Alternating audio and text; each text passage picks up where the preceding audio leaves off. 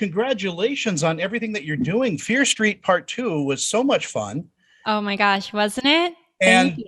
and this new one, now you're working with a buddy of mine, Eric Roberts, who I've known Eric for a long, long time, and he is just an amazing not only actor, but just an amazing human being. Yeah, he's a really fun person to work with. He just is so classic Hollywood actor vibes that it's really exciting to work with someone who's been as experienced as him. Yeah, he has a sister that might be working in the business. I'm not sure. Maybe, I don't know who she is. I don't know. But this is a thriller. This is coming out January 14th. Tell me a little bit about it. It's about a young couple that is not in the place that they want to be. They don't have a lot of money. They are deep into drugs, and they find out they're pregnant. So they're trying to do everything that they can to make a life for themselves with the things that they have and the mindset that they're currently in, which is not a very healthy one. What was your work like in doing the background for Annabelle? What did you discover about her? What did you bring to that character? Interesting question. I got into this YouTube series called Soft White Underbelly, which is a an amazing docu series ongoing that this photographer does, and he I watched a lot of these Hollywood kind of boardwalk slash downtown LA interviews with real life people that are struggling in all different types of ways. Not necessarily they're struggling, but those are the ones that I watched for to focus on what it's really like to be in the mindset of midst of drug addiction. So I watched a lot of that to really understand the real life mindset. And what I learned about Annabelle was that she has and always has had a really good heart, but she is just scared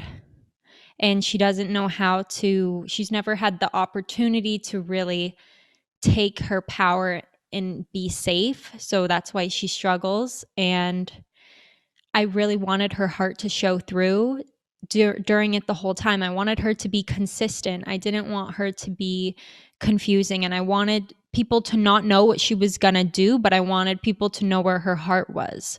So I worked with Nick, the director, a lot to make sure that her character was consistent in that aspect, in her heart. I wanted her to be someone that people could understand. I think you did a great job. I think whenever an actor can sit with a director and really get into that character, it brings up the whole production.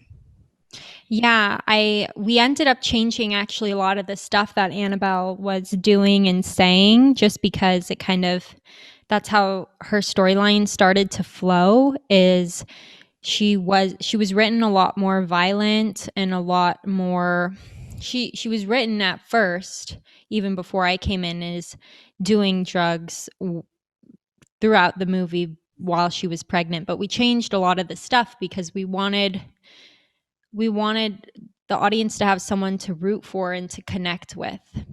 Yeah, and she becomes kind of a hero to her baby. Yeah, like all mothers strive to be too. We wanted to put that storyline, make it strong in there. When you're working with a smaller production, you become really fast family with the crew, and this crew that you were working with was top notch. I mean, your director, your assistant director, all of those people are just amazing. Yeah, it's true. So amazing, especially during the trying times we filmed it in, which was COVID. It was magnificent. Everyone was so on it and so nice and also just respectful and giving each other space. So we also got to film outside a lot, which was really a blessing. Yeah, but a lot of the times, even if we were had the time, we wouldn't necessarily be close quarters talking just because we wanted to give everyone that space. So there was definitely, I had a lot of alone time, which I kind of liked, especially because we shot it at such a beautiful location. So I just got to like plug in, put my headphones in, and kind of focus on what was going on. It's amazing that you get to do that. I know that you've been part of TV series and things like that, and sometimes you're not allowed to do that because of the rush of the production. But it's nice Yeah. when you can reflect on your character. Oh, it's so nice, especially when you're in such a beautiful backdrop like we were in Virginia. All the leaves were changing from yellow to red with a river going through where we were shooting, and there were frogs, and it's just so beautiful. I like frogs. Frogs Me are good too. luck. Are they? I caught one. I caught one on set. Oh, I good. love frogs. Well, don't kiss it because it's not going to turn into anything. Yeah, no, no kissing them. Do That's you sexual have harassment. a desire to work behind the camera a little bit and direct? I know that you have written some things, but do Yes, you I want to do do. that? Yes, I do. I really do.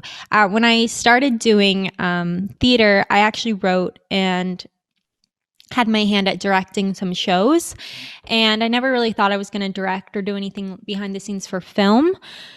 But I had some teachers and mentors be like, "You're probably going to end up directing. It's just like what you're really good at." And I was always like, I don't know. And then this year, I started doing that. I actually directed and wrote my first short that I released a couple of days ago through my Instagram on YouTube. And I'm just so excited that from what we did with the little that we had, it's so amazing. And I'm really excited to keep going down that path. Yeah, I think you have that eye too. I mean, it's a beautiful thing when you can, you know, become a full-fledged storyteller and have all of those aspects in front of you, all those facets to this business.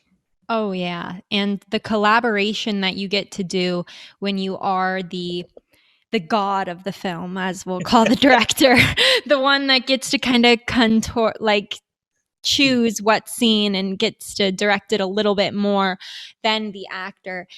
It's really, really cool. Yeah, I'm loving it more and more whenever I think about it and talk about it and think about my projects. It's really awesome. Do you sing? Do you play instruments as well? I do sing a lot. I've never done any songs or anything. I I love music. I love music. It's one of my favorite instrument, or funny that I say instruments, but things to get me into character is music. I always make a playlist right away and have songs for my character and what they're going through. Um, I love singing and dancing, and I do play a little piano and a little ukulele, but that's it. That's a very interesting thing. I was just, in the last couple of weeks, we're talking with everybody, and I had a moment with Lady Gaga, and I asked her, I said, because you're a musician, and I'm asking you the same question, because you're a musician, do you find rhythms and cadences in the characters that you play? Do you look for those things Wow, yeah. I think that, do you mean like rhythms and cadences in their life, or do you mean in in their how they life, in their speak? speech patterns? Oh, that's such a brilliant question. And yeah, I do. Actually, now that we're talking about this, Nick, for one of the opening scenes, or not, it wasn't necessarily the opening scene, but he had me being folding laundry or something in the Winnebago or whatever it was, our RV. And I started singing this song, and he was like, he heard it because I was just humming it lightly as my character would. And he goes, "Hey, he comes in, he's like, what are you humming? Can you actually sing that like louder?" And I was like, "Sure, but it's a real song." He's like, "Oh, can you just like make something up?" And I was like, "Sure, Nick, I'll just like write a song right now for you." But I ended up doing that. And I just made this song that I was singing, and it was so beautiful and cute. And I like recorded in my phone, and it was like a part of Annabelle. It was like she wrote this song and it had to do with the movie, and it was really awesome. Well, Jacqui, in our final moments, by the way, thank you so much for your time. I know Well, how of busy it can course. be. What do you think audiences are going to take away from watching Surprise Visit? Oh man, I don't know. I actually haven't seen it. But I hope that they can take away honestly, I hope that it connects to people that are in troubling relationships, especially in this case, women in abusive relationships, and they feel like they don't have the power to speak up or do something about it. I hope that it can show that no matter what your circumstances, even if it's the worst of the worst, there's always a way to take your power back. Hopefully, they don't end up doing anything too harmful or violent. But yeah, I hope that it gives power to the people who feel like they don't have any.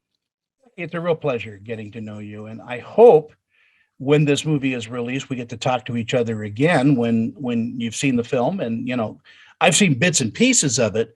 I Mhm. want to see this all the way through. You're a pretty powerful actress, though. I want you to know you've got some chops.